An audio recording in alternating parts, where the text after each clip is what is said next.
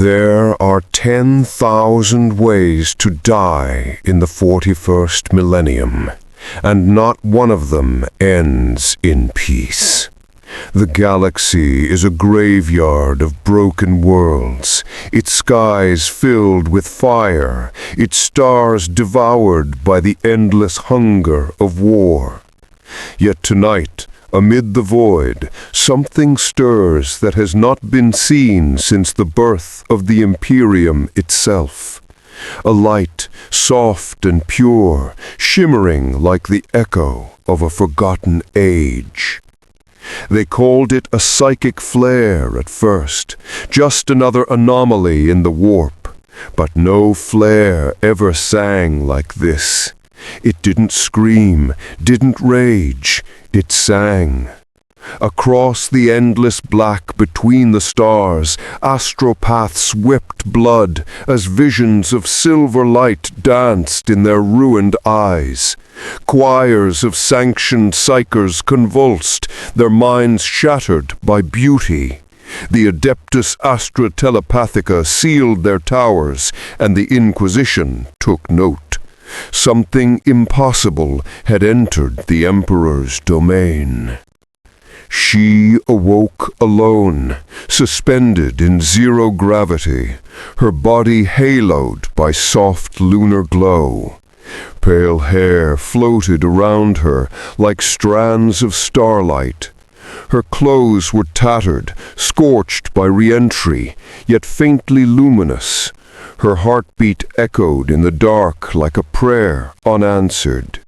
She did not know where she was or what century she belonged to. The last memory she had was of another life, another time, when her name still meant hope. Where is everyone?" she whispered. Her voice carried, trembling across the cold metal corridor of a derelict void ship drifting beyond Mars's orbit. No vox, no life signs, only dust, silence, and the faint pulse of the Geller field flickering like a dying candle. From the shadowed bridge, the cracked servo skull of a dead officer twitched to life. Identification unknown. Biosignature, unstable psychic presence detected. Her eyes glowed faintly, a reflection of the moon she once guarded. But this galaxy was not kind to such light. In the 41st millennium, purity was a liability. Hope was heresy. Within hours, Imperial augurs locked on to the psychic signal. The Inquisition dispatched a retrieval vessel, the Gladius Fidelis, under Lord Inquisitor Arcturus Vale. He had purged demon worlds and sentenced saints alike. But when he read the augur report, a chill crawled up his spine.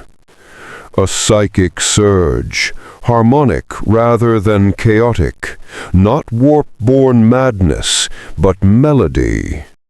He ordered full containment protocols, a null cage, psi shackles, and a detachment of Sisters of Silence. None would understand what awaited them, a being who radiated not corruption, but serenity so intense it burned.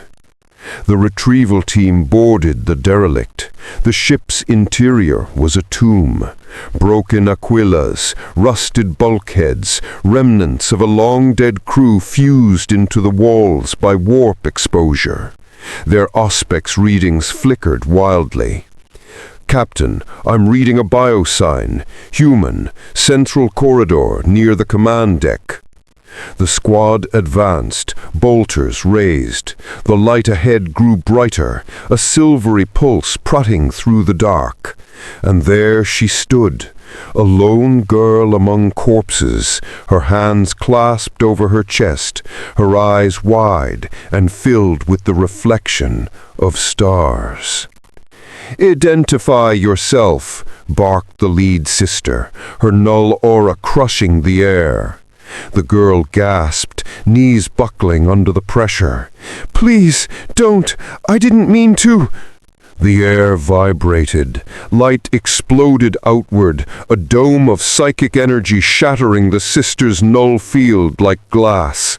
For a single heartbeat, everyone saw it, a memory of another universe where love was a weapon and light defied darkness. Then silence. When the Gladius Fidelis returned to Terra, its Vox record was corrupted beyond recovery. Only one entry remained, spoken in Vale's voice before his arrival back in orbit. "The subject is not of this galaxy. Her power is unlike any sanctioned Psyker I have encountered. I request immediate counsel with the Ordo Hereticus. If she is a witch, she is the most beautiful sin I have ever seen." Somewhere deep within the bowels of the imperial palace, beneath mountains of gold and the shrines of 10,000 saints, the Astronomicon flickered, just once, but enough for the Emperor to notice. If you crave more tales from the Dark Millennium, lend your faith to the channel. The Emperor protects those who support the cause. And thus began the legend of the light in the void, the tale of a moon-born miracle in a galaxy that devours its own stars. The Gladius Fidelis's return did not go unnoticed. Psychic storms rippled across the soul system, small but measurable, as if the warp itself whispered secrets through the void.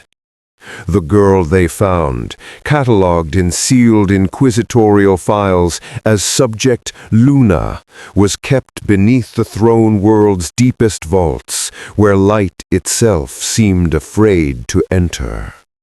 To the Administratum, she was an anomaly. To the Ordo Hereticus, a threat. To the Adeptus Astra Telepathica, a miracle wrapped in sacrilege. When she woke, it was to the hiss of sacred incense and the soft hum of containment fields. Her wrists were bound by null iron cuffs that glowed with the sigils of Saint Bastille, the witch flayer. Around her, a circle of runes pulsed, draining psychic energy into the floor. Beyond the glass of her stasis cell stood Inquisitor Arcturus Vale, his robes black as the void between stars, eyes sharp with exhaustion and curiosity. He had seen demons masquerading as angels, saints falling into madness, but never something like her. "You understand me?" he asked quietly, Vox recorder humming. Her voice was frail but clear. I think so. Where am I?" "Terra," Vale said, watching her pupils dilate. "You are within the cradle of mankind." Her lips parted in awe. "Terra, Earth. I remember that name." The chamber's auspex flared crimson. Even restrained, her words carried resonance. The machine spirit shrieked under psychic interference as her emotions brushed reality itself. Vale raised a gloved hand, calming the guards. "Do not fear, child. We merely wish to understand." She blinked at him, confusion in her gaze. "I don't know how I came here. I was fighting something, then light. Then—" Her expression darkened. There was a voice. It wanted to eat the light. The Inquisitor frowned. "Describe it." She hesitated. "It wasn't a creature. It was Hunger itself. He turned to his acolyte, who was furiously inscribing every word onto parchment. Mark that. Possible demonic interference during translation through the immaterium. He stepped closer to the containment field. The girl did not recoil. "You are a Psyker," he said, tone neutral. "An untrained one, perhaps, but your aura is different. You channel power without the warp's taint." She tilted her head, uncomprehending. "Psyker?" "A mind that touches the sea of souls. It grants power, but at a cost. The warp takes its due from all who drink of it." She softened, as if pitying him. "You make it sound like the light is a curse." He almost smiled. "In this age, it is." A silence lingered, heavy with static. Then Vale turned toward the data slate hovering beside him. "Transfer Subject Luna to Psi Laboratory Theta 7. Inform the Adeptus Astra Telepathica. I want a full spectrum scan before the Ecclesiarchy learns of her existence." But the Ecclesiarchy was already listening. Across Terra Spire cities, psychic murmurs spread through the warp like divine echoes. Astropaths dreamed of silver wings. Servitors spoke verses in unknown tongues. Pilgrims near the imperial palace saw a second moon in the daylight sky. Within hours, the confessors of the ecclesiarchal synod demanded custody. A celestial maiden who radiates holy luminescence, either a saint or a false idol, they declared. The High Lords convened in secret. None could agree on her fate. Vale's ship's logs became classified. Rumors spread among the black ships that a Psyker had appeared whose aura cleansed rather than corrupted those near her. Men touched by her presence claimed to feel peace. For the Imperium, such a word was more dangerous than any demon. The Inquisition responded with caution. Vale was summoned to the Hall of Judgment beneath the Senatorium Imperialis. There the bronze statues of past inquisitors loomed, and the air reeked of burning incense and old fear. "Explain why she lives," thundered Lord Inquisitor Mornak, his bionic eye glowing red. Vale stood firm. "She is no witch. Her power resonates at harmonic frequencies. She stabilizes the warp around her. Imagine what that could mean for the astronomonic itself." "Blasphemy!" another roared. "The warp cannot be tamed." The argument lasted 7 hours. When it ended, Vale retained provisional custody under Ordo Hereticus oversight. He returned to his vaults exhausted, but resolute. That night, as he stood before her containment cell, he asked, "Tell me, child, what did you believe in before all this?" She closed her eyes, and she whispered, "Love." The lights dimmed. Instruments flickered. For a heartbeat, every ward in the facility hummed in resonance. Somewhere beyond the walls, the Emperor's astronomonic pulsed again, faintly brighter. Arcturus Vale, a man who no longer prayed, found himself muttering a catechism to calm his nerves. He didn't know whether to fear her or fall to his knees. Still with us in the darkness? Hit that like button if this tale chills your soul, and keep your eyes on the light that refuses to die. The laboratories of the Adeptus Astra Telepatica were built to contain nightmares, not dreams. Yet, for the first time in centuries, the cold metallic halls of Psi Lab Theta 7 shimmered faintly, as though starlight had found its way through solid rock. The wards glowed softly, instead of flaring with warning sigils. Even the servo skulls floated quieter, their optical lenses dimmed by reverence or fear. The girl sat cross-legged in the center of a containment sphere, her silver hair pooling around her like liquid moonlight. Electrodes sprouted from her temples, drawing psychic readings into humming cogitators. Her gaze followed the light patterns reflected on the glass, fascinated. To her, it was almost beautiful. To her observers, it was heresy in motion. Inquisitor Vale stood behind the observation shield, flanked by Magos Psykana Orestis Mine, a hybrid of flesh and machinery, his voice filtered through vox distortion. Her neural resonance is unlike anything catalogued, the Magos rasped. Her psychic field operates at an inverse warp frequency, harmonic, not parasitic. She is the absence of madness. Vale frowned. You mean she doesn't draw from the warp? Correct. She sings against it. The Inquisitor turned his gaze toward the girl. And the warp sings back? The Magos paused. Sometimes it listens. A chill passed through Vale's spine. Inside the sphere, the girl smiled faintly, humming under her breath.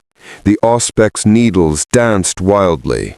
The Magos barked orders to dampen the surge, but it was too late. The harmonics built into a crescendo, and for a brief moment, a phantom moon appeared above her head, pale and ghostly, illuminating the entire lab. Guards raised their lasguns instinctively. Vale shouted, "Hold fire!" The apparition faded. The reading stabilized. The girl exhaled, trembling but calm. "I'm sorry. I didn't mean to make it bright again." Vale leaned closer to the microphone. "What do you mean, again?" She hesitated. "Back home, before the shadows came, we used the light to fight the darkness. It made people feel safe." The Magos' mechanical eye whirred as he examined the energy signatures. Her emission patterns are not warp-born. They match solar radiation frequencies. Vale blinked. "You're telling me her psychic aura mimics sunlight?" "Correct. Stabilized photonic resonance through psionic transduction. In layman's terms, she manifests light that banishes warp interference." The Inquisitor folded his arms, eyes narrowing. "Then why is the warp reacting to her as though she's a beacon?" "Because it is hungry. It has never tasted purity before." As they spoke, across the warp storms surrounding Terra, something vast and unseen stirred. Demons drifted closer to the solar system's edge, whispering in unholy languages. The light she generated called to them, not as prey, but as temptation. Inquisitor Vale received new orders that night. The Ordo Malleus demanded transfer of subject LUNA to Titan for further evaluation under Grey Knight supervision. The order bore the personal sigil of Grand Master Drygo himself. That should have reassured him. It did not. He returned to her cell one last time before the transfer. The girl was awake, sitting quietly with her hands folded, eyes reflecting the faint glow of the containment field. "You're taking you to a safer place," he told her, "among warriors who fight daemons." She smiled sadly. You mean people like me? He said nothing. He wasn't sure he could answer that. Do you believe in them? She asked. He blinked. Who? The people who fight for light, even when there's no hope left. He hesitated. I used to. Her expression softened. Then maybe that's why you found me. Before he could respond, the Vox chimed.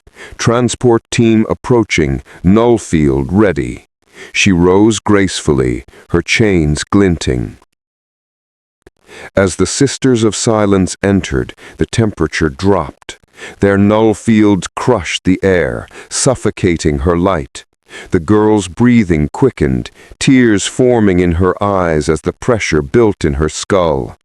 "Wait!" Vale shouted. "Ease the field! She's destabilizing!"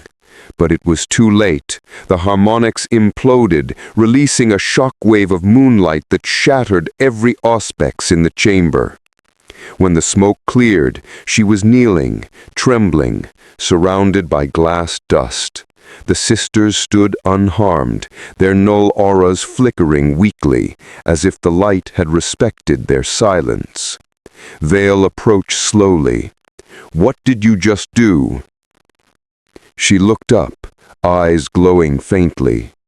"I made it gentle. The light doesn't have to hurt." For the first time, Arcturus Vale felt something dangerously close to faith. Outside the vault, the Emperor's Astronomicon pulsed once more, steady, strong, alive.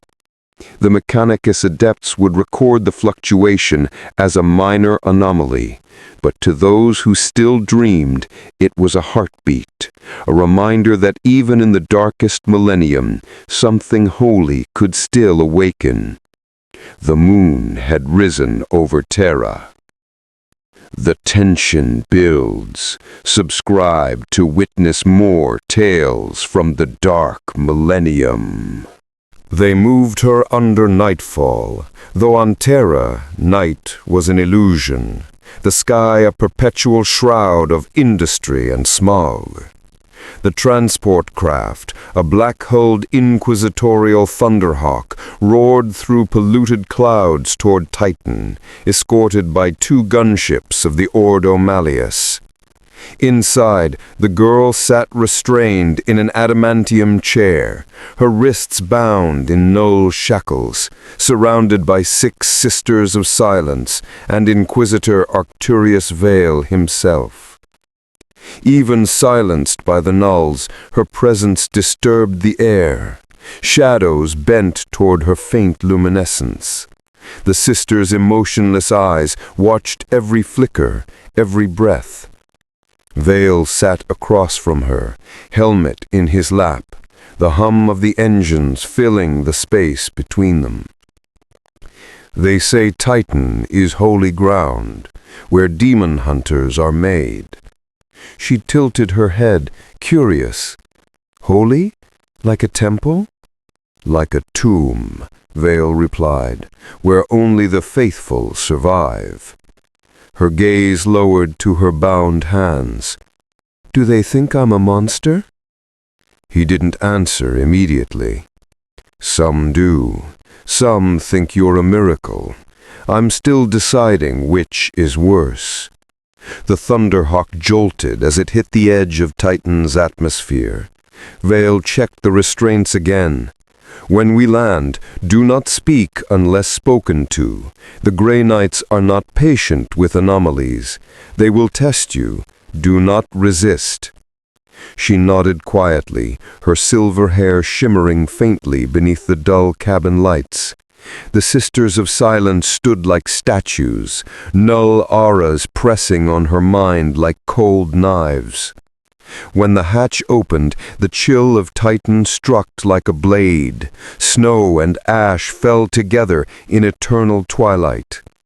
Monolithic cathedrals of gray stone loomed over the landing pads, their surfaces carved with the names of 10,000 martyrs. The insignia of the Inquisition gleamed crimson in the dim light. As she stepped out, escorted by the sisters, armored giants approached.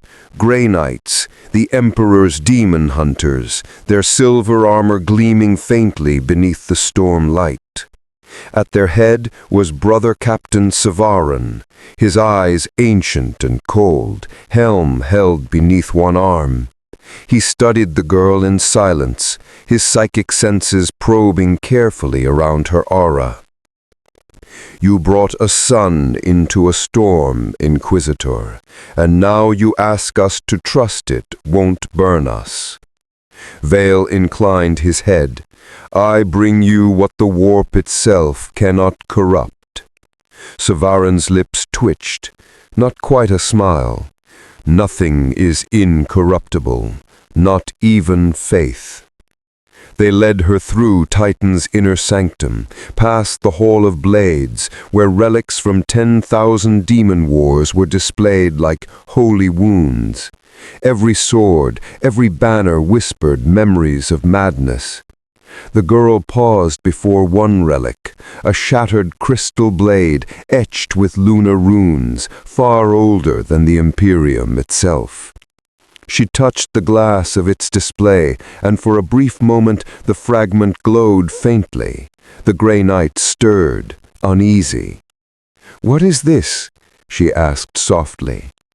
"A weapon that once banished a demon prince. Its name is lost." Her voice trembled. "No, it had a name. It sang." Before anyone could respond, alarms blared. Ospec's reading spiked. The warp, even here shielded by Titan's runes, rippled with agitation. Brother Captain Savarin's voice cut through the din. "Containment field integrity failing. Something is pushing through." In the sanctum's center, a tear of reality opened, a rift of roiling darkness, shapes whirling within. The psychic harmonics in the air resonated with the girl's presence. Vale shouted, "She's the catalyst! Pull her back!" But she didn't move. Her eyes were locked on the rift, her face paled with recognition. "It's the same hunger," she whispered. The Grey Knights raised their nemesis blades. Runes of banishment flared. The rift widened, and from it a chorus of demonic voices screamed her name. "Luna! Luna!" The sound shattered stone. The girl fell to her knees, clutching her head. "They're calling me. Why can I hear them?" Vale's voice cut through the chaos. "Because your light burns through both worlds." Then she stood, slowly, deliberately.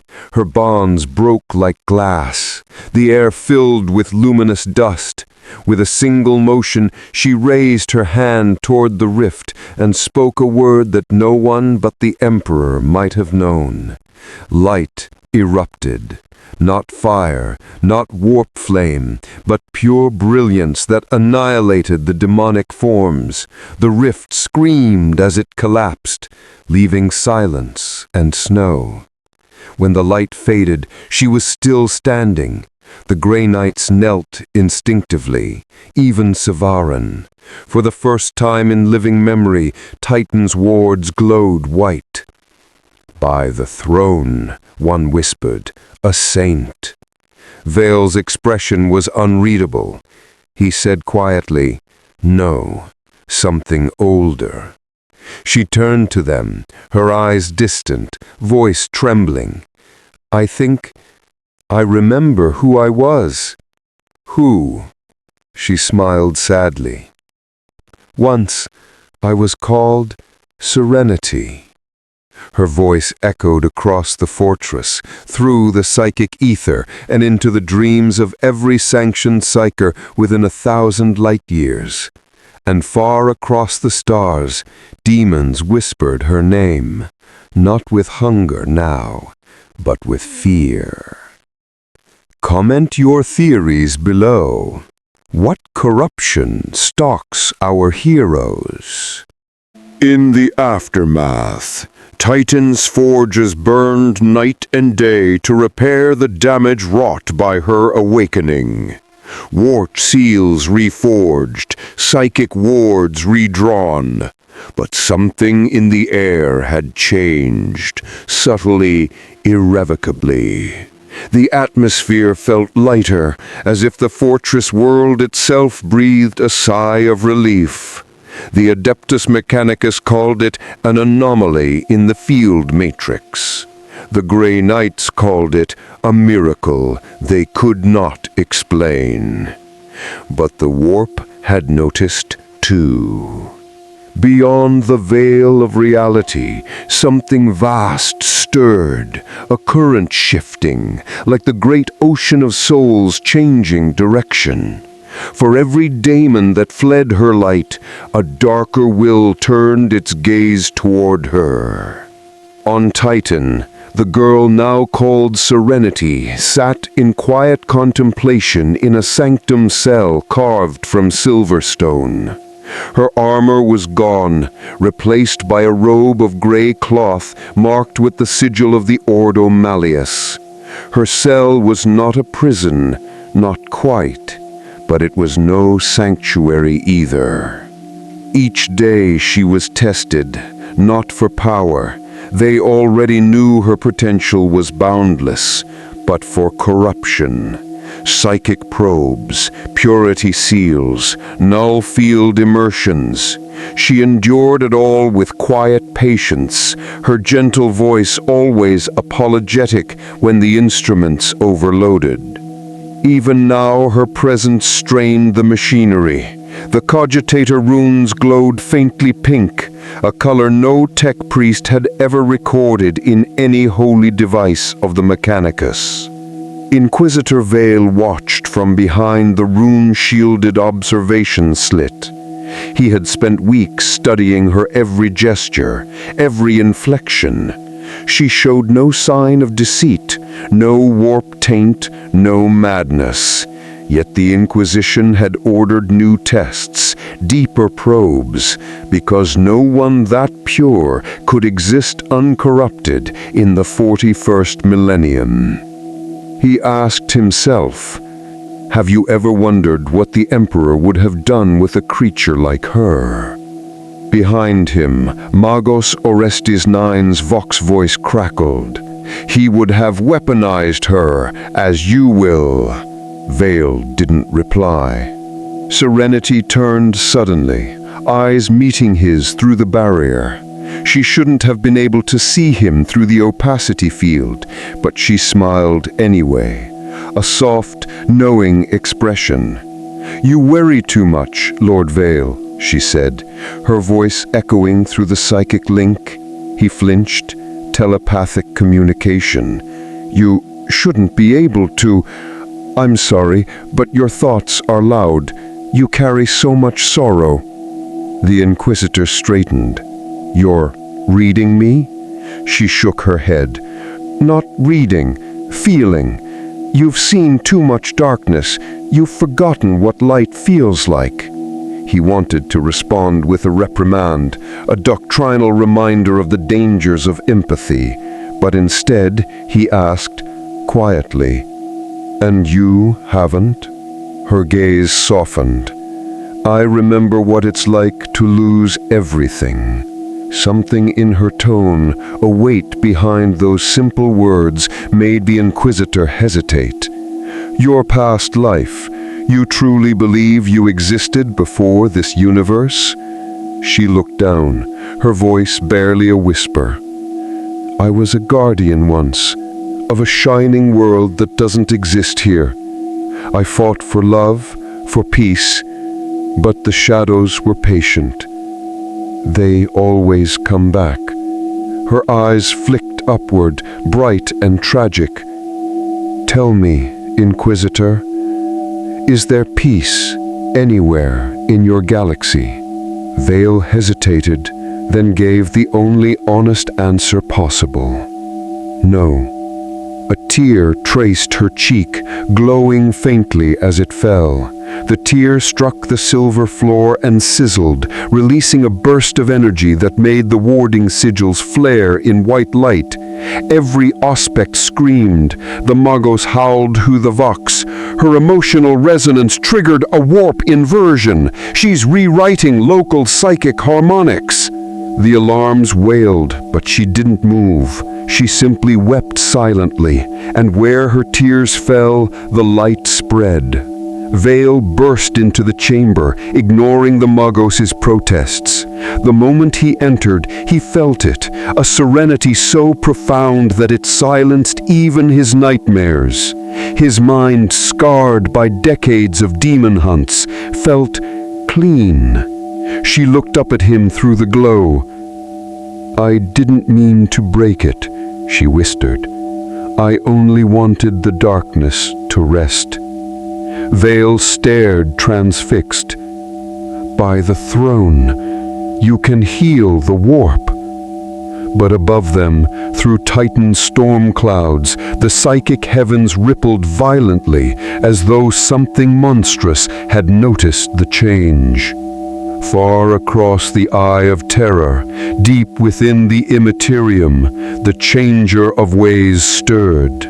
Eyes opened across the void, gazing toward Terra. Laughter echoed through dimensions. "A light that heals? How quaint," hissed Tzinch, his voice a tide of madness. "Let us see how long it endures." Back on Titan, Vale reached out to steady her trembling form as the light dimmed. For an instant, his fingers brushed hers, and visions flooded his mind. A city bathed in silver moonlight, warriors with shining hearts, and a promise made to protect all that was good. Then it was gone. She collapsed into his arms, exhausted. "It's coming," she whispered. "The hunger I felt before. It knows I'm here." Vale looked toward the sealed chamber doors as the warning klaxons blared again. The warp was moving. The light had not been unnoticed. "Still with us in the darkness?" Vale muttered under his breath. "Then keep your faith. We'll need it." Still with us in the darkness? Hit that like button if this tale chills your soul. The skies above Titan darkened, not with clouds, but with thought. Psychic pressure rippled through the atmosphere, distorting the light of Saturn's distant rings. Even the gray knights, trained from childhood to bear the whispers of the warp, felt unease in their souls. Deep within the fortress cathedral, Inquisitor Vale convened a council of the Ordo Malleus. Holo wards flickered to life, projecting the grim visages of other Inquisitors across the Segmentum Solar.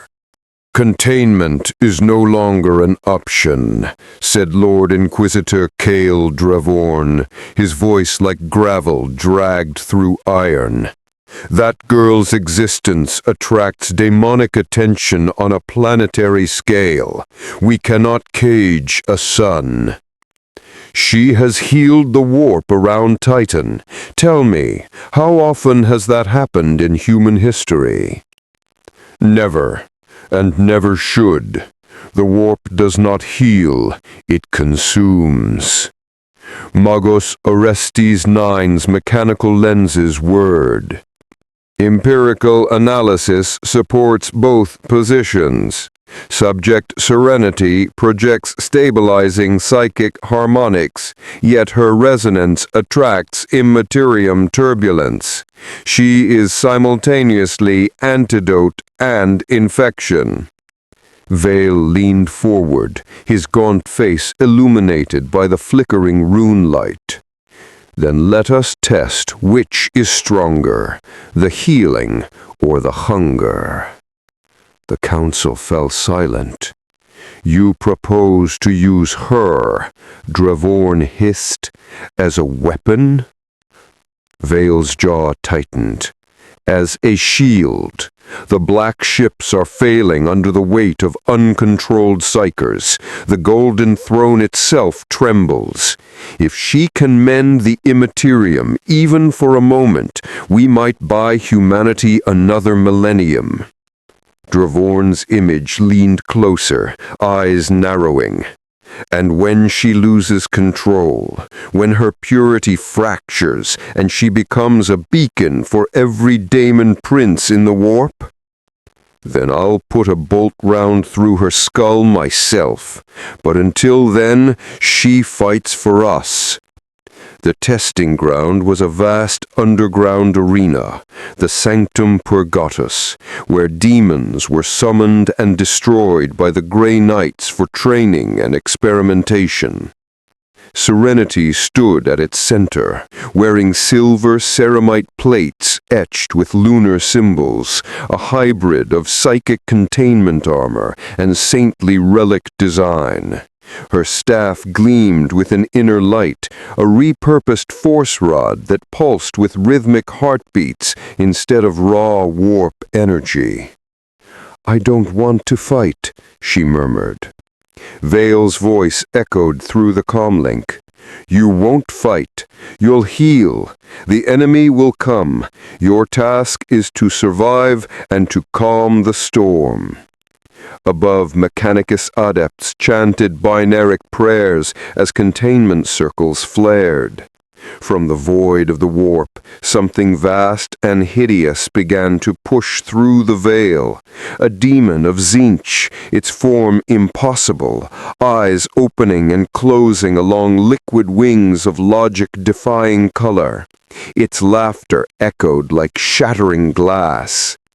"Such sweetness, a mortal soul that glows. Shall I taste it?" The chamber shook as it stepped through. The Grey Knights formed a protective phalanx, storm bolters humming, force blades crackling with psychic charge. "Now, Serenity!" Vale barked. She closed her eyes. For a moment, all was still. Then, with a sound like the first breath after drowning, light poured outward from her body, soft at first, then blinding. The warped creature shrieked, its form unraveling where the light touched it. But the light didn't burn, it soothed. The demon's scream changed pitch, confusion, then pain, then silence. Its warped essence dissolved into motes of light that drifted upward like fireflies, fading harmlessly into nothingness. The Grey Knight stared in disbelief. No banishment ritual, no exorcism, no psychic duel. The creature had been unmade by kindness. When the light faded, Serenity collapsed to one knee. "I didn't want to fight," she whispered weakly. "It didn't want to fight. It was only afraid." Vale descended into the arena, his boots crunching against the scorched floor. "You realize what you've done? That wasn't exorcism. That was mercy." She smiled faintly. "Maybe that's what your Imperium wanted all along." The Inquisitor's breath caught. "Blasphemy!" "Or faith," she said softly. "Maybe they're the same thing." Before he could respond, the alarm screamed again, not in warning, but in mourning. Psychic readings spiked across the fortress. A vast tear had opened in the warp above Titan. The demon's death cry had echoed through the immaterium, and its masters had heard. The sky split open. From the rift poured a host of shrieking shapes, demons of all forms and madnesses converging upon the source of the light that had slain one of their own. Vale drew his inferno pistol. "All batteries fire! Protect her!" Serenity rose shakily, light gathering around her once more, but this time the light flickered, fragile, uncertain. She looked to the Inquisitor, voice trembling. "I can hold them back, but I'll need to open my heart to the warp completely." "That's suicide," Vale snapped. Her smile was heartbreakingly gentle. "If I fall, promise me one thing." He hesitated. "What?" "Remember that even in your darkness there was once a little light." And with that, she lifted her staff. A radiant moon blossomed above Titan, its glow searing through the rift, and for a heartbeat, every demon in the system faltered. Vale watched, horror and awe entwined, as her form began to blur at the edges, part mortal, part celestial. The warp screamed her name, and reality itself trembled. "Serenity," he whispered, "what have you become?" The storm did not answer, only the light. Her mercy heals even demons, but at what cost? The warp is never merciful for long. Titan was burning, not with fire, but with souls. Where the demonic host collided with the psychic barrier of Serenity's creation, the very air fractured into spectral shards. Fragments of dreams, memories, and forgotten prayers swirled in the heavens like dying embers.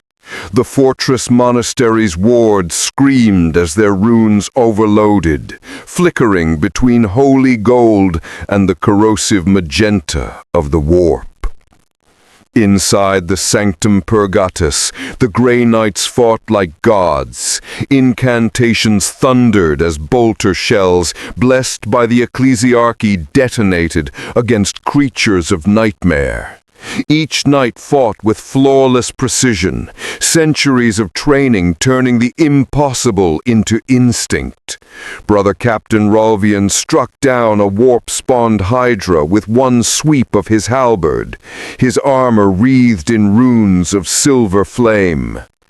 But above them all, Serenity floated within a sphere of psychic light, her hair whipping like a banner in a solar storm.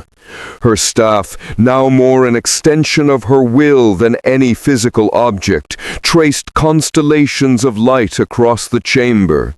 Each symbol pulsed like a heartbeat in the immaterium, waves of calming thought rippling outward. Every heartbeat drove the demons back. Every heartbeat cost her more of herself. Inquisitor Vale watched from the command days, his face ghostly under the glow of holoscreens. "She's holding the rift," he said in disbelief. "One human girl is holding the warp." Magos Orestes 9 whirred in disapproval. "Incorrect designation, human. Correction, anomaly. Current psychic discharge exceeds maximum predicted output by 8 orders of magnitude. Containment probability 0.003%. Vale turned to him sharply. "Translate that." "She will die," said the Magus. "Soon." The Inquisitor slammed his fist into the control panel. "Then give me options." "There are 2, Orestes replied. "We sever her connection to the warp, terminating her consciousness, or we stabilize her resonance field by channeling the faith of every human mind within Titan's noospheric network, belief as ballast." Vale's eyes narrowed. "You want to make the entire fortress believe?" "Yes, in her." Serenity could no longer see the chamber around her. She floated in a sea of darkness, the warp stretching infinitely in all directions. Shapes swam in the void, eyes without faces, mouths without sound. The pressure was unbearable, like an ocean pressing on every part of her soul. Then through the chaos she heard voices, faint, human. "Hold fast, girl," Vale's voice cut in. "We see you." The psychic link opened. Through it, she felt them all. Thousands of minds. The Grey Knights praying through gritted teeth. The Magus chanting data prayers. Servitors murmuring fragments of forgotten hymns. Even the hollow spirit of Titan itself seemed to whisper one word into her being. Endure. Her tears fell upward, turning into glowing orbs of silver light, the tears of Luna, drifting into the warp. Each tear became a ward, a star against the void. With every tear she pushed the demons back further, but with every tear she forgot something. A face, a laugh, a memory of Earth that had once defined her humanity. The warp fed on her identity, like moths devouring silk. In the command center, warning runes flared crimson. Her mind is fracturing, core self-data degrading, estimated 97% dissociation, Orestes reported. Can we pull her back?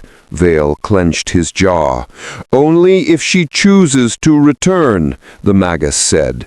But her signal drifts deeper into the immaterium. She's chasing something. Vale frowned. What? An echo.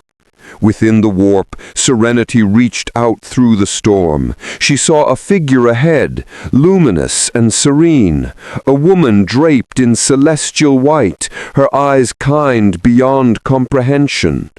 "My child, why do you weep?" the figure said.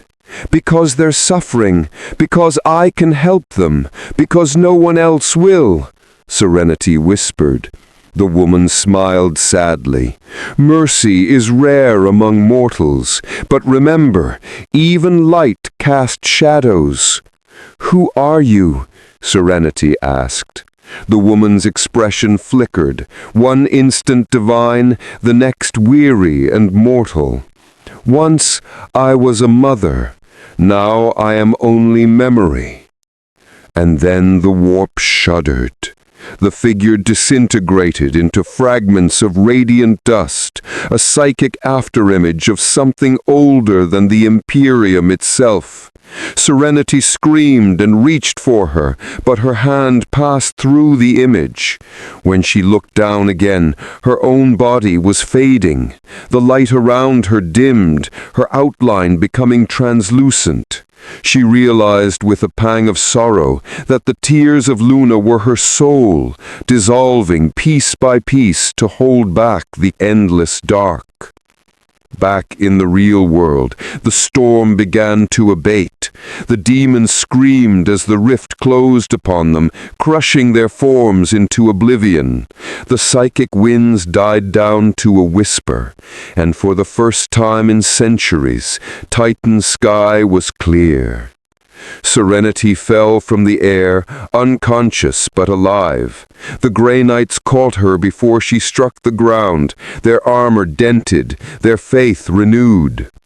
Vale approached slowly, staring down on her peaceful face. "She did it," he murmured. "By the throne, she did it." But the Magus shook his head. "Not entirely. The rift is sealed, for now, but her psychic imprint remains within the warp, echoing like a song unfinished. Something will hear that song." Vale looked up at the quiet sky, haunted. "Then we must make ready, because whatever hears that song will come to claim it." He looked once more at Serenity, resting within the circle of silver light that had saved them all.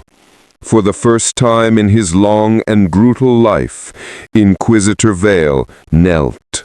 Silence lingered over Titan like a wound that refused to close. The battle was over, the skies clear once more, but the psychic residue of what had transpired stained the air. Vox traffic was reduced to whispers. Pilgrims from the lower sanctums came forth to kneel where Serenity had stood, touching the scorched floor as though it were sacred ground. The Grey Knight stood vigil over her body, alive though motionless. Her heartbeat was steady, but her aura was not. The light that had once flowed from her was now turned inward, coiled tight, burning cold instead of warm. Inquisitor Vale stood beside her Medicae slab, his expression a mix of reverence and dread. "He sleeps," he murmured, "but I can hear her dreams." "She does not sleep," corrected Magos Orestes 9. The machine priest's optical sensors adjusted as he studied the readings from her containment cell. "She sings." Vale's gaze flicked toward him. "What do you mean?" Her neural pathways emit psychic resonance in the range of 12.3 teraharmonics. Auditory translation renders it musical. The Mechanicus priest activated a rune. The air filled with sound, a chorus of haunting, ethereal voices echoing like cathedral bells submerged in water. It was neither beautiful nor horrifying, but both in perfect measure. "She's singing to the warp," Orestes said.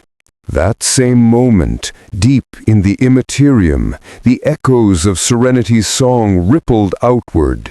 It carried through the endless currents of emotion and madness that made up the warp, touching beings that had long forgotten what light felt like. Something stirred in answer. Across the galaxy, astropaths cried out in unison. Choirs aboard imperial ships screamed as their minds brushed against a melody not of terror, but of remembrance. Some wept, some died smiling. In a derelict chapel adrift in the void, a chaos sorcerer of Chinch froze mid-ritual, his warp fire guttering out as the hymn invaded his mind. His demonic patrons recoiled, howling. "What is this?" the sorcerer gasped, clutching his skull. "It sounds like forgiveness." The song spread like contagion. Where demons lurked, they recoiled. Where psychers prayed, they trembled with visions of a silver moon rising over an ocean of calm. But not all who heard were moved to peace. In the depths of the warp, something ancient and enraged awoke. A being older than the Horus heresy, born from the ashes of 1,000 lost worlds, a demon prince of Chinch, known as Volcris the Harmonized. Once a mortal choirmaster, now a living symphony of blasphemous sound. It felt Serenity's song pierce the warp and wept blood. "A mortal dares to sing in my domain," it thundered, its voice layered in infinite harmonies.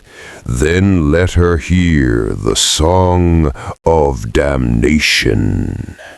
Back on Titan, the storm returned, not as a roar, but as a whisper, a low hum vibrating through the cathedral walls. The air shimmered, dust rising from the ground. Vox systems began to echo with static shaped like words. Vale's eyes went wide. "She's broadcasting." "No," Orestes corrected, "receiving." The song reversed. Serenity's voice faltered, becoming strained, pained. A discordant tone entered the harmony. Every psychic ward in the fortress flared, then dimmed. "She's under attack," snapped Vale. "From within." The Magos began chanting data prayers, initiating psychic dampeners, but it was too late. Serenity's eyes snapped open, and for a moment they reflected the entire night sky, stars swirling, constellations collapsing. Her voice, weak but clear, echoed, "It's singing back." She rose from the Medicae slab, her motion slow, deliberate, dreamlike. The Grey Knights raised their weapons, but Vale barked, "Stand down!" Her body glowed faintly with lunar light, yet beneath it pulsed threads of shadow, oily, crawling colors like bruised rainbows. The warp was reaching for her again. "Velchris," she whispered, the name tasting like rust and tears. "You shouldn't be here." Her voice carried not through air, but through thought. Every man in the room heard it inside his mind. From the air itself, the warp began to bleed, thin ribbons of dark vapor twisting into shape. The choir began to sing again, this time inverted, 1,000 wrong notes forming a single perfect blasphemy. The choir of the damned had answered her song. Vale acted first. He drew his inferno pistol, firing point blank at the forming rift. Blue fire roared, igniting the psychic mist, burning the sound itself. The Grey Knights joined in, chanting litanies of binding as their force halberds crackled, cutting through the visible echoes of the song as if slicing through silk. But the sound kept coming. It was not something that could be slain. It was thought. It was sorrow. It was every broken promise ever whispered into the warp. Serenity staggered, clutching her head. "It's inside me," she gasped. "It wants to use me, to sing the galaxy to sleep." Vale's gauntlet closed around her wrist. "Then fight it. You've done the impossible before." Tears streamed down her face, glowing silver. "But it's beautiful." "Then make it yours," he hissed. "Turn the damned song back on itself." For a heartbeat she faltered. Then she smiled through the pain. "Yes, I remember now." She raised her hand, and a new melody bloomed. Her song intertwined with the choir's, bending it, twisting dissonance into harmony. The warp itself convulsed. The demon Velchris howled as its own essence was woven into her lullaby, its voice disintegrating in a storm of light. For a fleeting instant, the choir of the damned became a requiem, a funeral song for every lost soul consumed by chaos. Then silence. The fortress shook. The wards dimmed, then stabilized. The warp receded once more. Serenity collapsed into Vale's arms, blood dripping from her nose, her body trembling from exhaustion. "It's gone," she whispered. But it wasn't alone. Vale frowned. "Meaning?" She looked up weakly, her eyes distant. Something else was listening, and it understood. Understood what? He felt a chill crawl down his spine. That there's still light, and it's hungry for it. Outside, the moon above Titan glimmed faintly red. The choir is silenced, but the song lingers. Something vast hums along with it, waiting for its turn to sing. In the days that followed the choir's defeat, Titan was quieter than it had been in centuries. The fortress monastery's bells rang not for triumph, but for remembrance. The air smelled of ozone and sanctified oils. Even the endless drone of the Mechanicus hymns was subdued, as though the entire moon held its breath. Serenity was confined within a sanctum of layered null fields and hexagrammic wards. The Ordo Malleus called it protective quarantine. The Grey Knights called it mercy. Inquisitor Vale called it prison. He stood behind the observation glass, his armor stripped down to the black under-carapace. Shadows pooled beneath his eyes. "Status," he said. Magus Orestes IX's mechanodendrites twitched as he surveyed the instruments. Subject's psychic emissions have stabilized. Navis scale resonance amplitude below 0.2. However, we continue to detect harmonic feedback across the noosphere. She hums in her sleep. Vale frowned. "Still singing?" "Affirmative. A frequency undetectable to most organic sensors, but the warp hears it. It always hears." The Inquisitor's jaw clenched. "And you're certain the choir is gone?" "Negative. It is absorbed. The choir's psychic patterns are now integrated within her soul state. She is a symphony made flesh." Vale exhaled, rubbing his temples. "Emperor preserve us. We've created a weapon we can't understand." Inside the containment cell, Serenity sat cross-legged in the center of a glowing ward circle. Her silver hair shimmered faintly, reflecting the soft light of the Auspex lanterns. Her eyes were open, but distant, focused on something far beyond the material world. She felt peace, but it was the wrong kind of peace. The quiet of a battlefield after all life had been extinguished.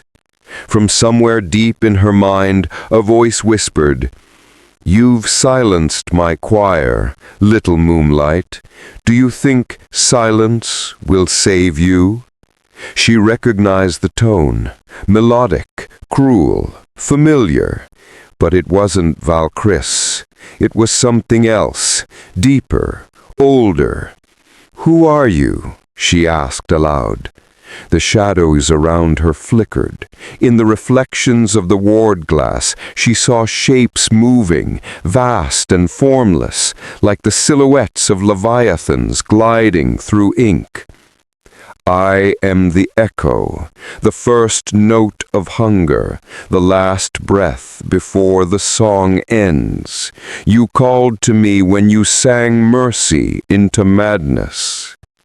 A sudden tremor rippled through the psychic wards. Runes flared scarlet. In the observation chamber, alarms howled. "Containment breach! Psychic surge detected!" Vale slammed his palm on the console. "Seal all decks. Deploy null guards." The Magus's voice buzzed like static. "Impossible. The field integrity is—" The lights died. Within the darkened sanctum, Serenity stood. The shadows around her pulsed like a heartbeat. Her own reflection warped and twisted, taking on monstrous forms before melting away again. "Who are you?" she whispered. "Nothing. You already gave it. Your mercy, your light. You fed the warp a taste of peace, and now it craves more." She shook her head. "You can't crave peace. You destroy it. Peace is destruction, child. A silence so perfect that nothing remains to break it." And then she felt it, a pull, faint at first, then overwhelming. The warp itself leaned closer like an ocean inhaling before a storm. The cell's walls began to crack, light bleeding through the fractures like molten glass. Outside, Grey Knights rushed to the chamber, forming a defensive circle. Their captain barked orders through the vox. "Form the aegis, the light must not escape." Vale reached the door, slamming his fist against the rune lock. "Serenity, you have to resist it." Her voice came through the barrier, echoing, doubled, like two souls speaking at once. "I'm not resisting. I'm listening." Reality tore. The world inverted, colors bending inward. For a moment the fortress existed in two states, real and remembered. Through the breach shimmered an impossible sight, a vast field of silver light stretching endlessly, filled with drifting shards that sang in unison. But the song was wrong. It was harmony turned inside out, beauty decaying into hunger. The fragments of lost souls, the remnants of the choir, of demons, of psychers long dead, were being devoured, slowly, rhythmically, by something unseen. "By the throne," whispered Vale. The Magus's voice, the source identified, transdimensional resonance. The echo is absorbing psychic matter from the warp's surface layers. Vale turned, eyes blazing. "Meaning?" "Meaning," Orestes said flatly. "It is evolving, learning to sustain itself on mercy." Inside the storm, Serenity saw it. At the heart of the silver void, rising from the sea of shattered souls, a shape began to coalesce. Not a demon, not a god, something beyond both, a reflection of every mind that had ever hoped for salvation. It took on a humanoid outline, vast and luminous, with eyes like collapsing stars. "You wanted to heal the warp. Now the warp heals itself, through you."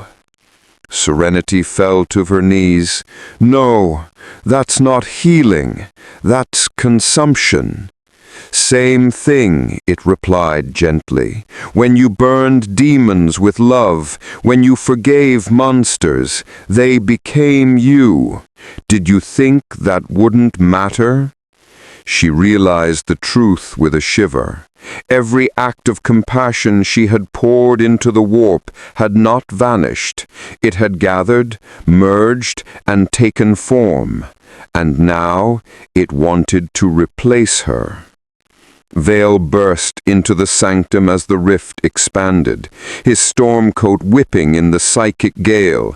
The Grey Knights chanted exorcisms, forming a wall of silver flame between Serenity and the breach.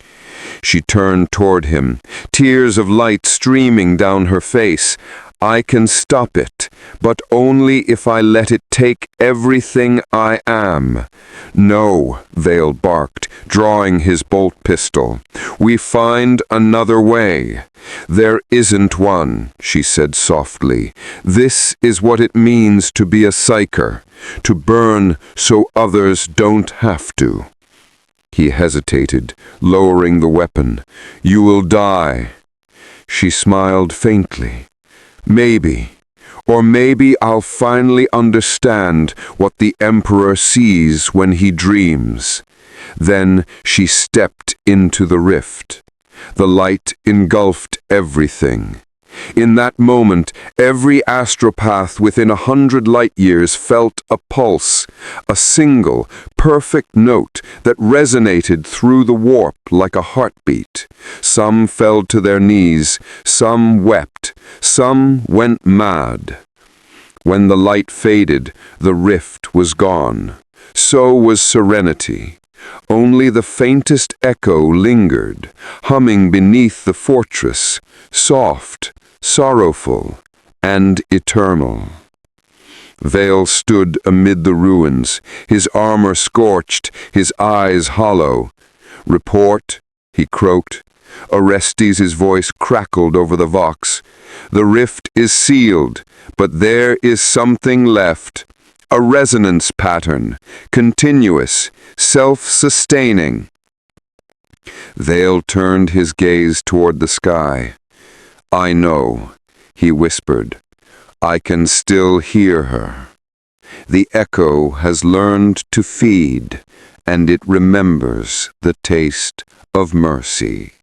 Years passed.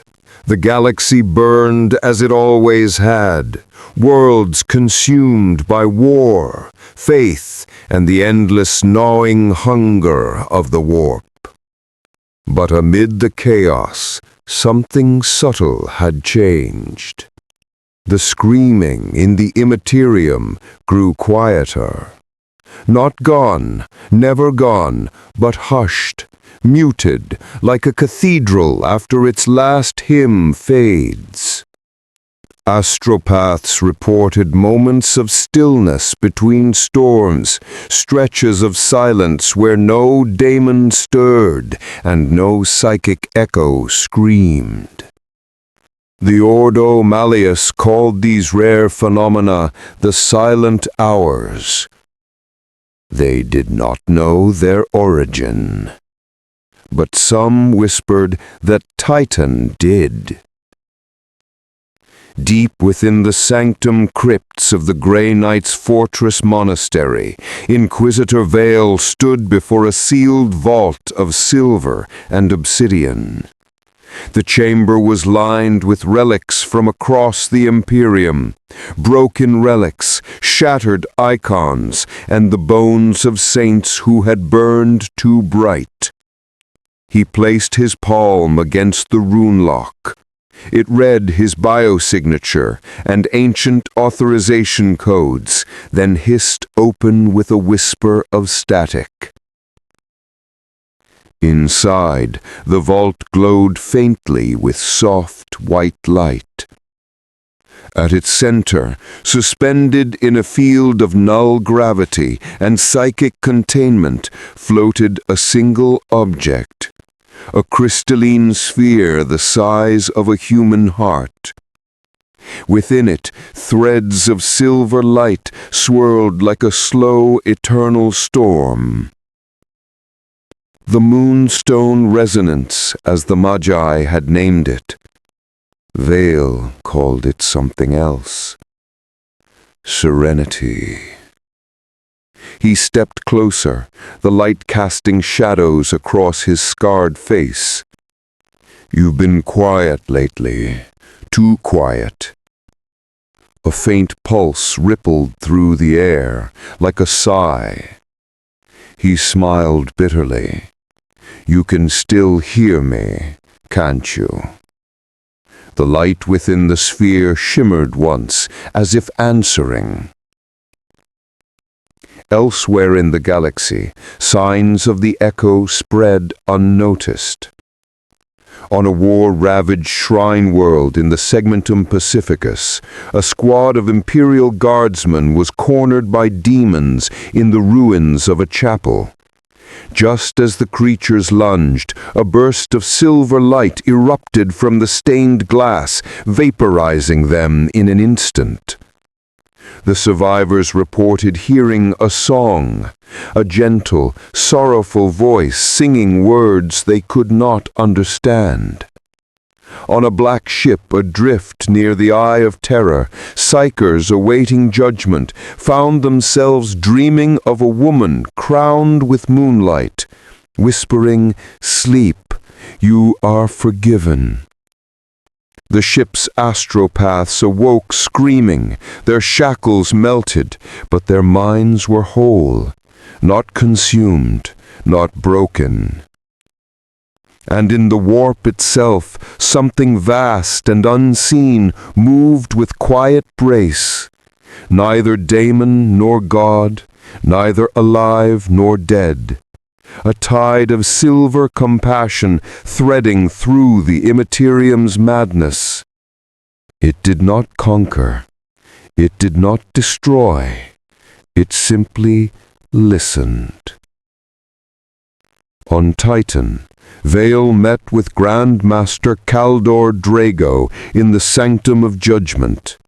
The chamber was ringed with burning sigils, and Drago stood like a statue of myth, his armor gleaming with age-old blessings. "She's active again," Vale reported. "Resonance spikes across 5 sectors.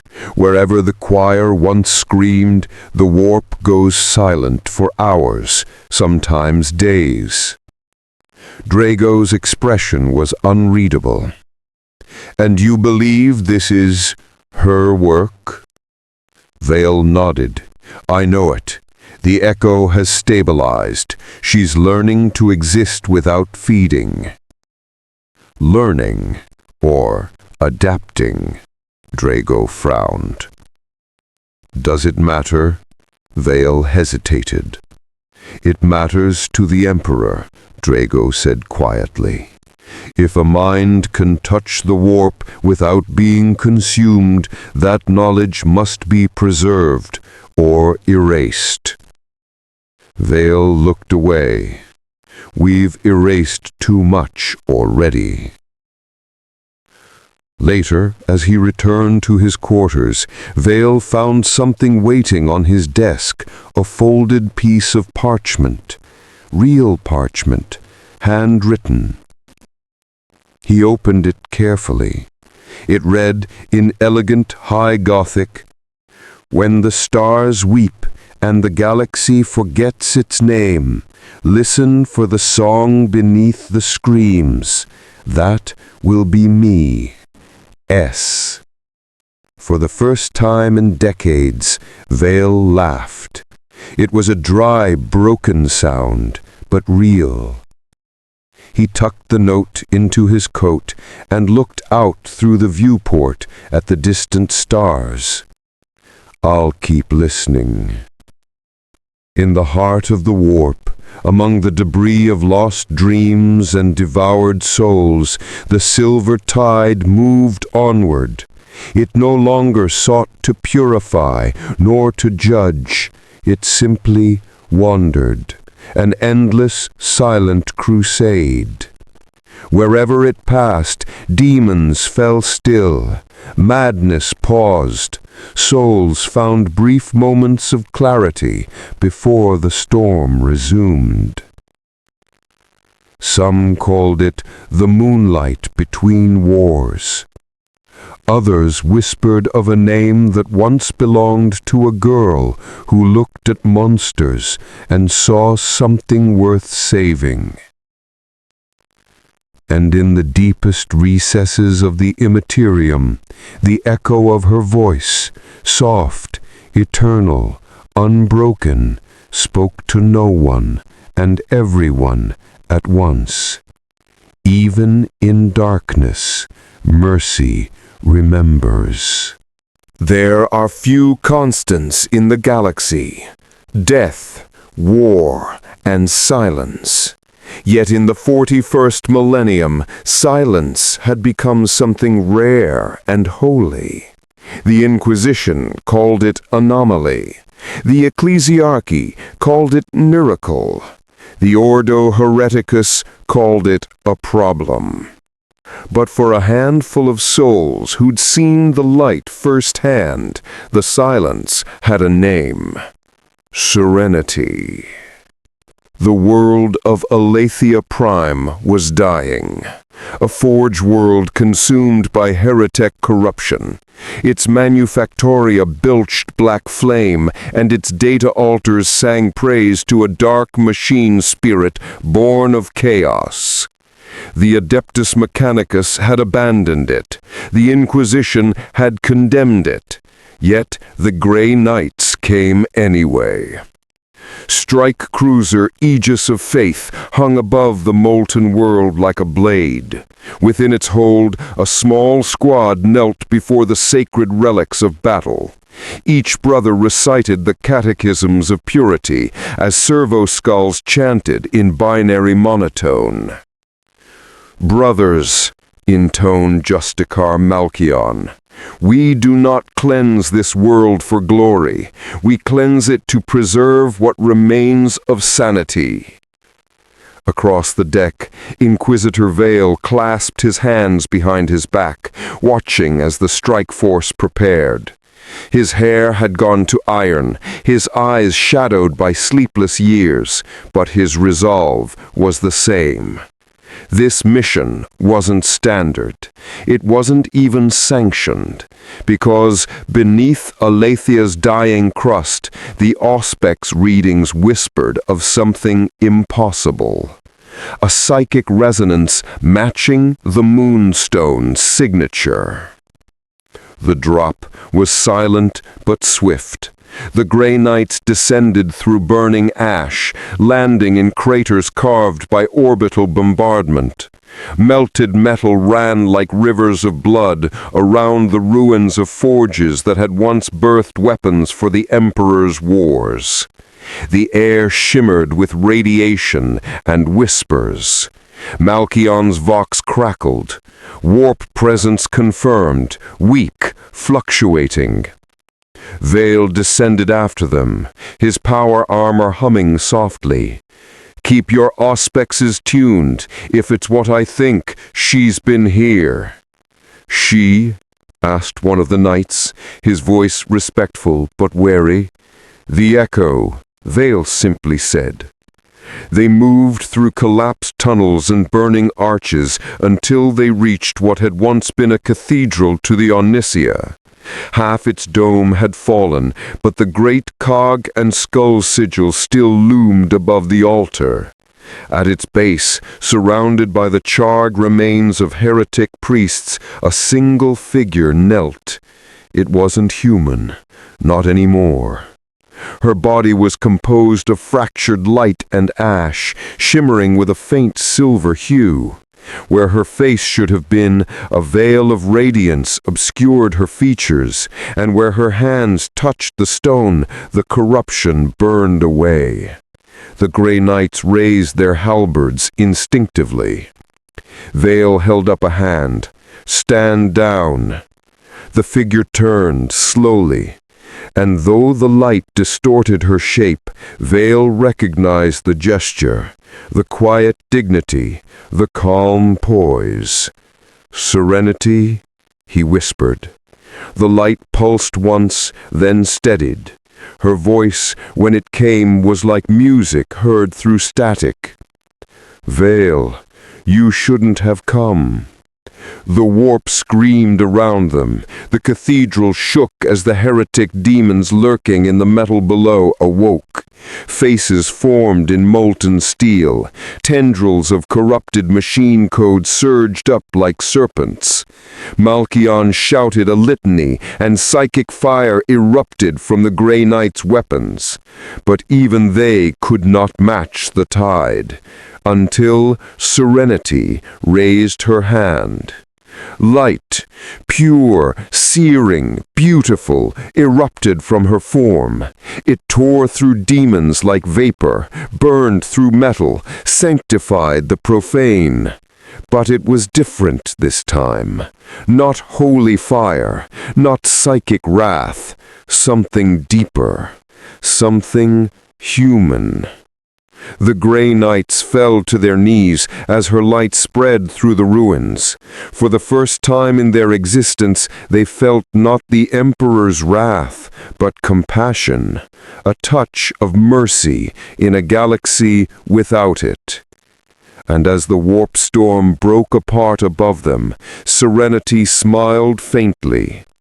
"I'll keep the darkness quiet as long as I can." Then she was gone. Only the echo of moonlight remained. Inquisitor Vale stood amid the silence, his armor cracked, his blade dull. Malkion approached. "She's gone, isn't she?" Vale nodded. "Not gone. Beyond." He looked up as the dust settled. For the first time in his long service, the sky of a corrupted world looked clear. A silver shimmer traced the horizon, fading but unmistakable. The aftermath of Aletheia Prime echoed through the stars. Vox channels whispered of a world redeemed in silence.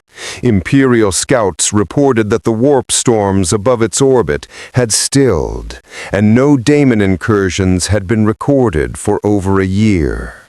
That never happened. The Administratum marked it as divine intervention. The Adeptus Mechanicus archived it as a rare, null phenomenon. Only Inquisitor Vale knew the truth. From his personal quarters aboard the Aegis of Faith, he replayed the data capture again and again, a flickering Auspex image of Serenity's final stand. Every frame, every photon of light analyzed, every reading cross-referenced, yet all he found was paradox. Psychic output, immeasurable. Warp disturbance, absolute. Source, untraceable. No signature, no residue, no proof. It was as if the warp itself had chosen to erase her. Vale leaned back, rubbing the scar that traced down his jawline. "You always did have a flair for the dramatic," he murmured. The cogitator chirped, an incoming transmission, encrypted under a sigil he hadn't seen in decades. The Inquisition's black seal of the Ordo Chronos. The face on the screen was sharp, gaunt, and disturbingly calm. Inquisitor Iran Damas, Chronos operative, whose jurisdiction dealt not with heresy or daemons, but with temporal anomalies. "Inquisitor Vale," she said, her voice filtered through static. "Your last report, you mentioned a resonance field spreading through multiple sectors." Rael's brow furrowed. "You're intercepting inquisitorial channels again. Dangerous habit." Damas ignored the barb. "Do you have any idea what that resonance is doing?" He folded his arms. "Keeping daemons quiet, buying us time." She shook her head. "Not just quiet, redirected. Warp currents are changing subtly. Entire systems are experiencing psychic drift, as though gravity itself has bent toward a central point. We've traced that point to your anomaly." Vale frowned. "You're saying she's pulling the warp?" Damas leaned forward, her eyes hard. "Or the warp is pulling her." The warp did not remain still for long. Nothing in the immaterium ever does. In the eye of terror, among the shattered realms of chaos, something ancient stirred. A daemon prince of impossible stature, its form a cathedral of flesh and nightmare, rose from a sea of fire. It had once been mortal, a sorcerer of the thousand suns, gifted and cursed with infinite sight. Now it was called Ahriman's Echo, a fragment of the original exile's power, still obsessed with forbidden knowledge. Through the warp it felt her, the ripple of a mind not born of chaos, yet touching its currents, and it hungered. "Light that defies darkness," it whispered, its voice carried on the screams of 1,000 damned. "Let me see you." On Terra, within the vaulted chambers of the conclave Ordo Malleus, the Grand Masters gathered. Reports from Aletheia had reached them, a Psyker who defied corruption, who altered the warp itself. To them, such a thing was not a miracle, it was a threat. Even if she acts in service of the Emperor, no human mind should possess that purity. The warp does not bless, it consumes. "Then what do you propose?" another asked. "We cannot slay a ghost." "We can contain her," came the grim reply. Vale was summoned. He stood before the High Conclave's golden dais, his report glowing in mid-air. "You speak of compassion, of a being born from corruption, yet radiating peace. Tell us, Inquisitor Vale, what is your conclusion?" Vale's voice was steady. "She's the closest thing to mercy the warp has ever known." A silence fell like a hammer. Another Inquisitor sneered. "Mercy, the warp is not merciful. You risk damnation by even naming it so." Vale met his gaze. "Then damn me." That night, alone in his quarters, Vale received a private message. No encryption, no source trace, only a soft light that formed letters in the air. "You shouldn't fight for me, Vale. The Emperor needs your strength elsewhere." He smiled faintly. "You always underestimate me." "There's something coming. I can feel it. The warp wants me back." "Then we'll stop it." The light flickered, hesitant. "You can't stop the tide, old friend, but maybe you can steer it." And then, as the message faded, a single silver feather of light drifted from nowhere, settling on his palm before dissolving. Across the galaxy, in the eye of terror, the Daemon Prince raised his head as the echo of her voice reached even there. Moonlight, so gentle, so pure. His claws flexed, rending stars from the warp's horizon. "Let us see how your light fares in my shadow." The stage was set. The warp shifted. The moon's echo and the Daemon Prince began their slow collision, one of compassion against corruption, of light against endless night. And humanity, caught in between, would bear witness to something the 41st millennium had not seen in 10,000 years. A war not for dominance, but for redemption. Still walking with us through the dark, warrior? Then like this transmission, and let your faith burn bright. We'll need it soon. The warp rippled. Across light years of madness, the fabric of unreality quivered as two vast presences turned toward each other, one born of despair and hunger, the other of compassion and sorrow. The Ahriman's echo, ancient and unbound, began its long hunt through the immaterium. Every daemon, every lost soul, every whisper of power bowed before its will. And far beyond, she heard it. Serenity, or what remained of her, drifted among the psychic tides like a fragment of moonlight reflected on an ocean of blood. She had forgotten her body, her voice, her past. Only purpose remained, to hold the screaming silence together. But now, something had noticed her, something vast, something hungry. "Come back to us," the warp murmured through every crack in reality. "You were born of chaos. You will end in chaos." Her light pulsed in defiance. "No, I was born of mercy." The warp howled. In real space, Inquisitor Vale's ship Aegis of Faith drifted near the Vale Nebula, a haunted region of the Segmentum Obscurus, where the warp bled openly into the stars. His crew were exhausted, their psychers trembling. He'd been following strange signals, rhythmic pulses across the immaterium, like a heartbeat.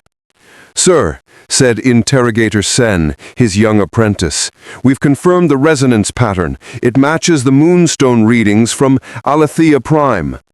Vale leaned over the console. Direction. Sen hesitated.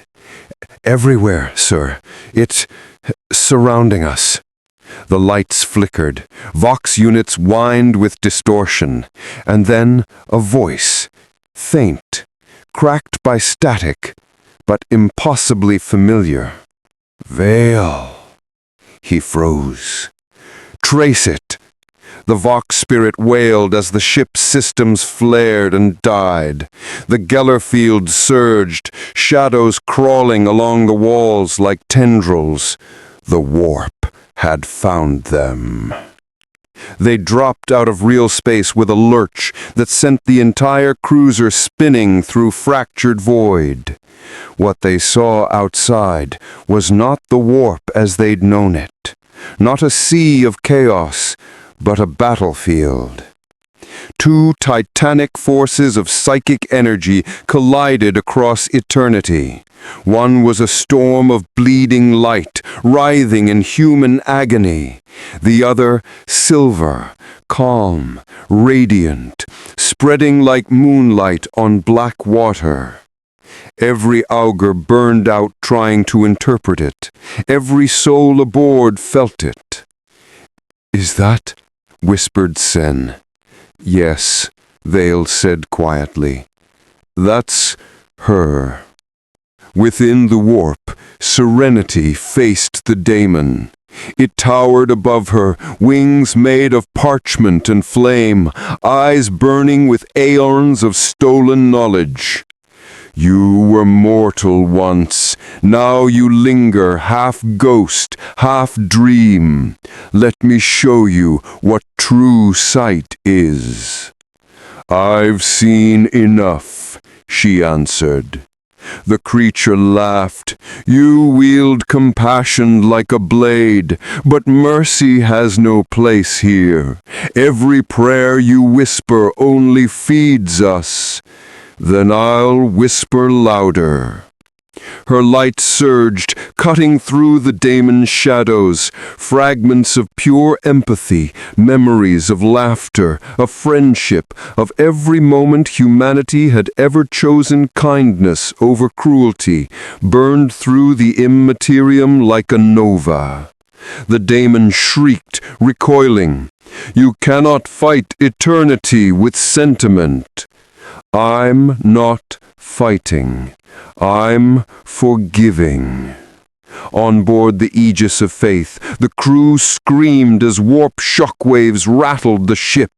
Vale's mind was flooded with visions, flashes of the daemon's horrors, the burning cities, the screaming souls, and then, cutting through it all, a calm voice. "You wanted proof, Vale. Now see what mercy looks like." He stumbled to the observation deck and saw it with his own eyes. The impossible.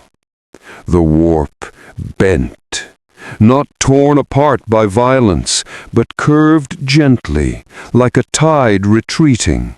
Where the silver light touched, daemons fell silent, their forms unmade, not by wrath, but by forgiveness so absolute they could not exist within it. Vale whispered a prayer he hadn't said since boyhood. "Emperor, preserve us." But the daemon was not defeated. It reared up, its form rebuilding from shattered energy. "You are not the Emperor. You are a lie wrapped in sentiment." Serenity's light flickered, the strain of holding the silence breaking her. "Maybe," she said softly, "but even lies can bring hope." It lunged. She caught it, their energies merging into a blinding storm. Across the galaxy, astropaths screamed as their minds caught fragments of that clash. Visions of a woman standing against an endless night, her light dimming but unyielding. On Terra, the Astronomicon itself flickered for 12 seconds. 12 seconds of stillness across the entire Imperium. Then silence. The warp settled. The echoes faded.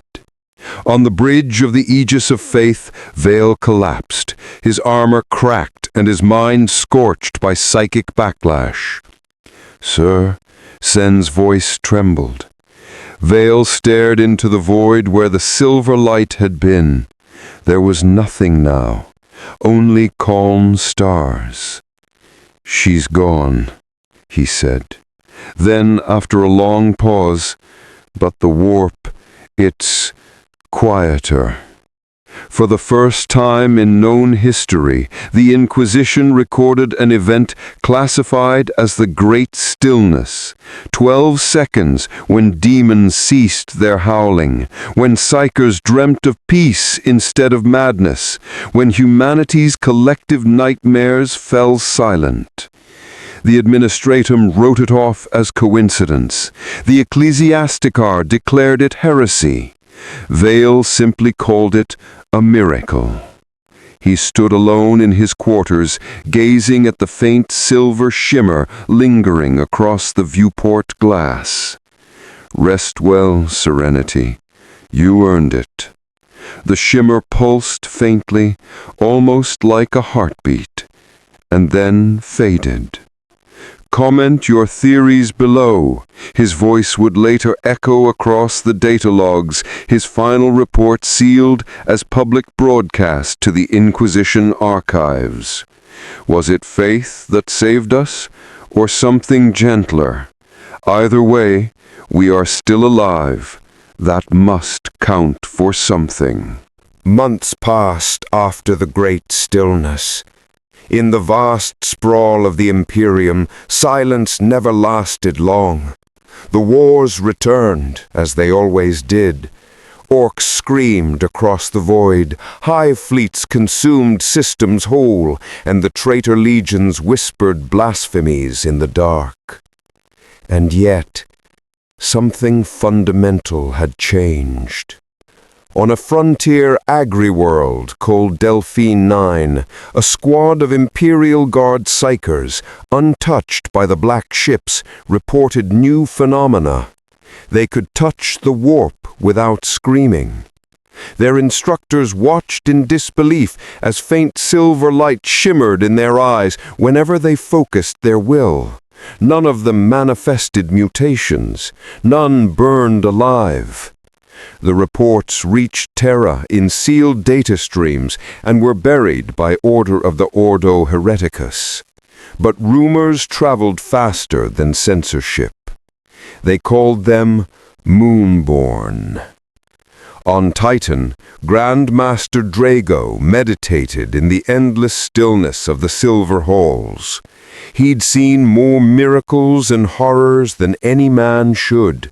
He'd walked the realm of chaos itself and carved purity into its heart. But this was new. Vale's report sat before him, written by a steady, tired hand. She changed something fundamental.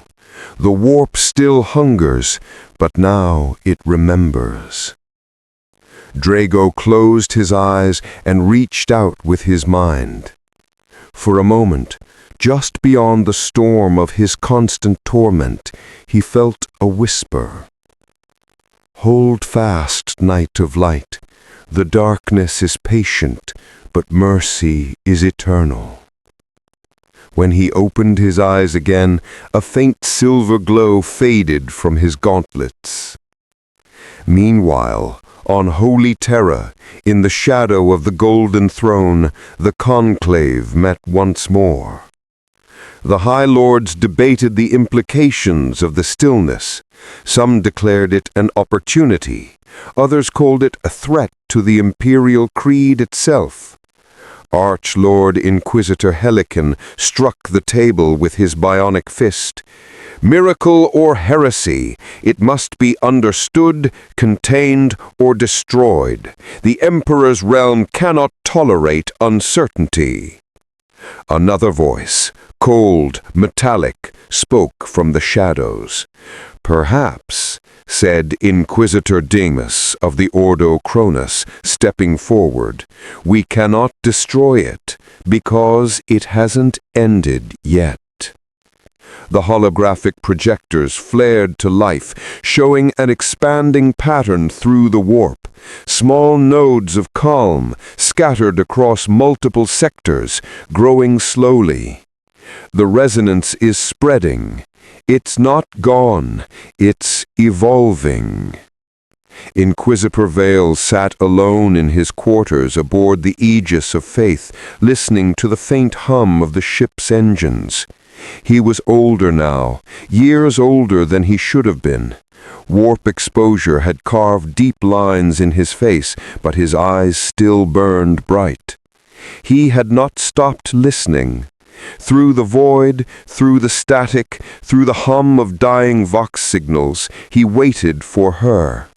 And sometimes, when the shift drifted through certain sectors, he would hear it, faint, distant, soft.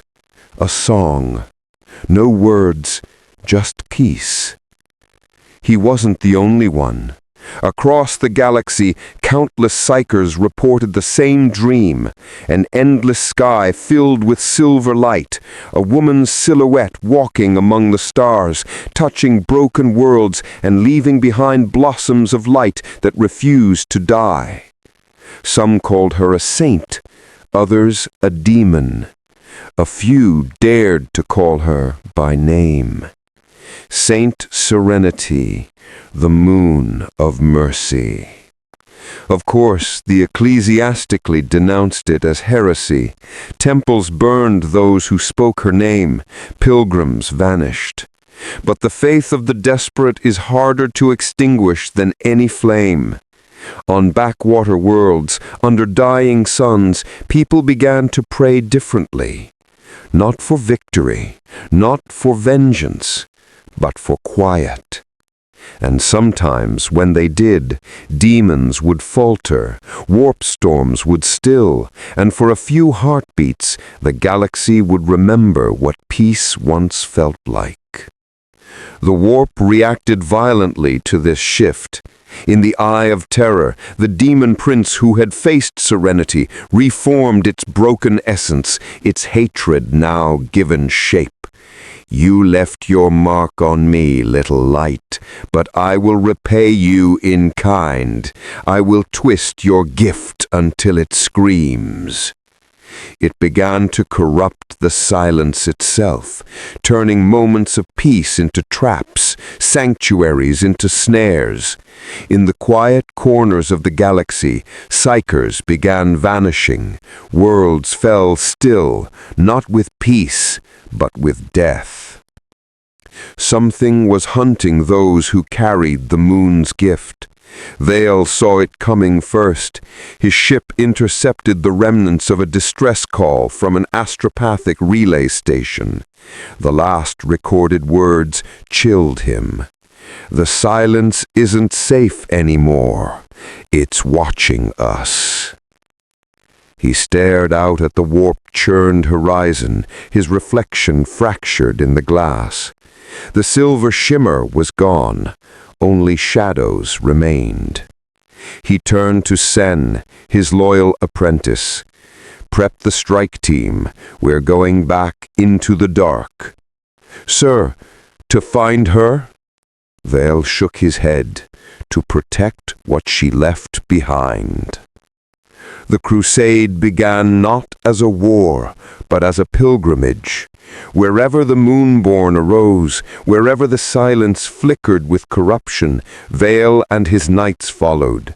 They fought demons not just with bolter and flame, but with understanding, using fragments of Serenity's resonance to calm warp storms and shield Psykers. Some began calling them the Silent Crusaders. Their symbol, a crescent moon, painted in ash. Still walking with us through the void, Vale's voice echoed across the fleet's vox, his transmission broadcast to every listening ear. Then stand ready, because the light she left us, her mercy, it's not gone, it's waiting, and it still remembers our names. In the years following the stillness, the galaxy began to whisper of two new forces, one born from light, the other from silence. The faithful named them the Crescent Warbands. The Inquisition called them an unregulated psychic contagion. But to the demons who prowled the immaterium, they were something far worse, a betrayal of chaos itself. Vale's silent crusaders spread across the segmentum solar like a fading constellation. Small fleets, surgical teams, inquisitorial detachments devoted to one purpose, to locate, train, and protect the Moonborn. These children of the stillness, Psykers who could channel the warp without corruption, became living contradictions to imperial doctrine. The ecclesiarchy denounced them, the Grey Knights debated their existence, and the Mechanicus sought to dissect them. And yet, everywhere they went, warp storms receded. Vale's flagship, Aegis of Faith, became a moving monastery. Inside its silver-lit chapel, fragments of serenity shimmered in containment fields, harmonic crystals that pulsed faintly to the rhythm of a long-forgotten melody. Each shard sang differently. Each one was a memory of serenity's final light. But the warp adapts, and the light had drawn attention. Far beyond the edge of the segmentum pacificus, in the churning maelstrom of the warp scar, something vast stirred. A new demon entity had begun to rise, born from the remains of the shattered one Serenity had unmade. But it was no longer a creature of pure chaos. It had absorbed fragments of her resonance, twisting them, learning to imitate calm before corrupting it. They named it Namariel, the mirror that hates the light. It manifested as a serene angelic figure, silver eyes, white robes, and a voice that soothed even as it devoured souls. Everywhere the silent crusaders went, it followed, preaching peace while sowing annihilation. "Your silence is mine," it whispered to those who dreamed. "Your serenity belongs to me." Entire moons fell still beneath its influence. Populations stood motionless for days, praying to a false silver glow in the sky before disintegrating into psychic ash. Vale realized too late the stillness had birthed both miracle and infection. Every moon-born child carried a trace of Serenity's gift, but that trace could be inverted. Namariel's voice reached them easily, turning their empathy into obedience. "You cannot fight what you love," it told them through the warp. "You cannot destroy the calm you crave." Some of the moon-born defected, seduced by the promise of perfect peace. Others fought to the death, their minds burning out like stars collapsing under gravity. Sen, Vale's apprentice, was among those torn between the two. He'd been the first to hear Serenity's song after the great stillness. It had awakened him, saved him, but now her melody came mixed with another, softer and darker. He stood before Vale in the meditation chamber, trembling. "She's calling to me again. But it's not her. It's something else. It feels like she's in pain." The Inquisition's expression hardened. "That's not her voice, Sen. It's a mask." "Then why does it feel like her?" The Inquisition's silence was answer enough. When the first Moonfall massacres began, even the Ordo Malleus took notice.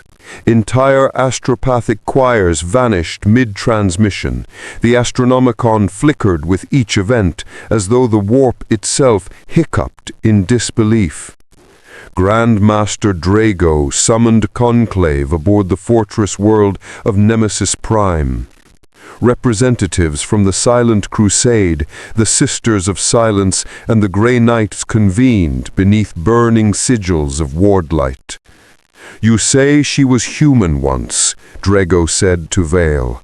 "Then she must have had a soul, and if she had a soul, the warp remembers it. Which means this Namariel is not merely her shadow, it may be her reflection." Vale stared into the burning wards. A reflection of light cannot exist without its source. "Then the question," Drago said, "is whether the source still exists."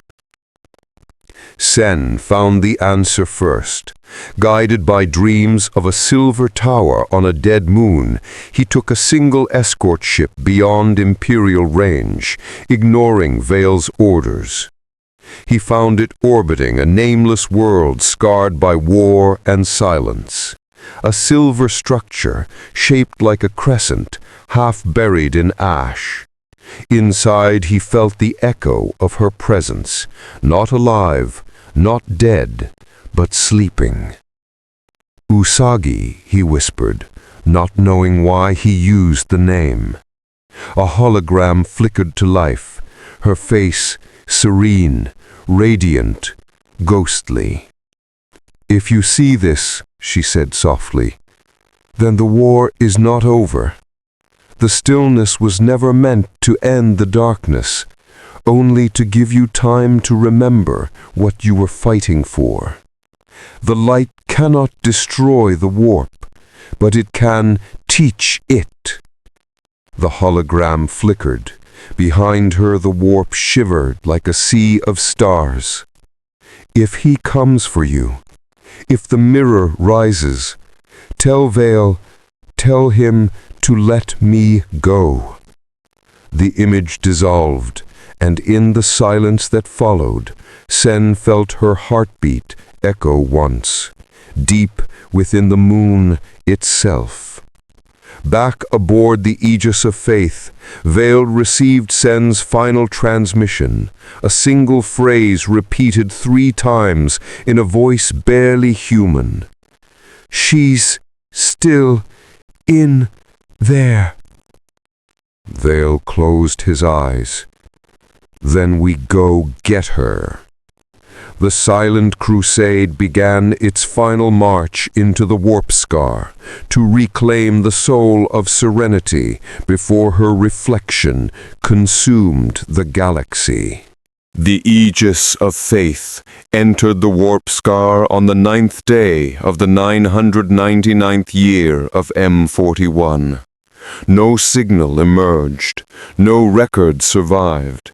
Yet in the centuries that followed, fragments of the ship's log began to reappear in astropathic echoes, as if the void itself whispered its memory to those who still listened. Those fragments spoke of a storm unlike any the Imperium had faced, not of fire and rage, but of reflection. The demons were not roaring, they were singing. The warp surface rippled like liquid glass, showing each warrior not monsters, but their own faces, twisted by doubt. Vale led the assault personally. The Moonborn formed psychic phalanxes, their silver light carving corridors through unreality.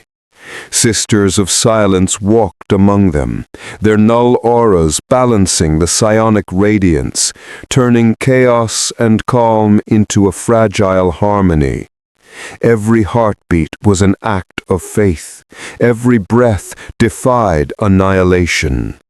At the center of it all, Vale found Namariel. The demon wore Serenity's face, her voice, her posture, even her sorrow. Why fight it, Arcturus? The galaxy is tired. Let it sleep. Let peace be its tomb." Vale raised his bolt pistol, not in hatred, but reverence. Peace without struggle isn't peace. It's surrender. Namariel smiled, almost tenderly. "Then die with your defiance. The light you loved is mine." But as the demon reached out, the moon itself answered.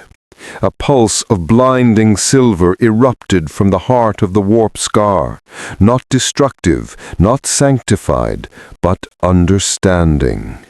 For one eternal moment, warp and materium were mirrors of each other, and through that impossible calm, she appeared. Not a god, not a saint, just a girl. Eyes full of sorrow, voice trembling with infinite compassion.